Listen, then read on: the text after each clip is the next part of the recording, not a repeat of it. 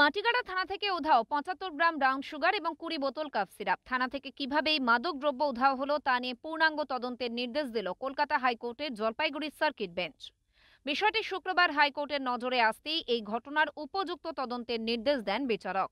আগামী ১০ দিনের মধ্যে বিষয়টির পূর্ণাঙ্গ তদন্ত করে হাইকোর্টে রিপোর্ট পেশ করার নির্দেশ দেওয়া হয় উত্তরবঙ্গ পুলিশের এডিজিকে। হাইকোর্টের আইনজীবী বিশ্বরূপ রায় এ বিষয়ে বলেন, ২০২১ সালে দুজন মাদক পাচারকারীকে গ্রেপ্তার করেছিল মাটিগাড়া থানার পুলিশ। তাদের কাছ থেকে বাজেয়াপ্ত করা হয় ২৬৫ গ্রাম ব্রাউন সুগার এবং ২২ বোতল কাফ সিরাপ।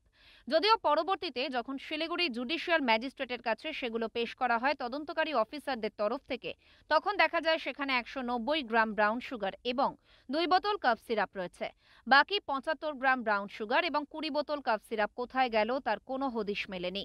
এই বিষয়টি নিয়ে পূর্ণাঙ্গ তদন্ত করে ১০ দিনের মধ্যে রিপোর্ট পেশ করার নির্দেশ দিয়েছে হাইকোর্টের জলপাইগুড়ি সার্কিট বেঞ্চ। ২০২১ সনে মাটিগাড়া থানার পুলিশ দুজন ব্যক্তিকে অ্যারেস্ট করেছিল। তাদের পজিশন থেকে ২৬৫ গ্রাম ব্রাউন সুগার এবং ২২ বোতল কোডেন মিক্সচার কাফ সিরাপ পাওয়া গিয়েছিল।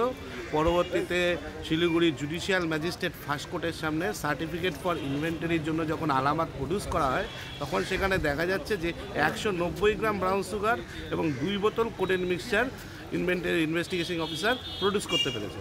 এই বিষয়টা আজকে মহামান্য আদালতের নজরে আসে এবং এডিজি নর্থ বেঙ্গলকে একটা ডাইরেকশন দিয়েছে যে পুরো ব্যাপারটা এনকোয়ারি করবার জন্য, যে এই ৭৫ গ্রাম ব্রাউন সুগার এবং ২২ বোতল কোডেন মিক্সচার কীভাবে মিসপ্লেস হলো। জলপাইগুড়ি থেকে উজ্জ্বল হোর, ওঙ্কার বাংলা।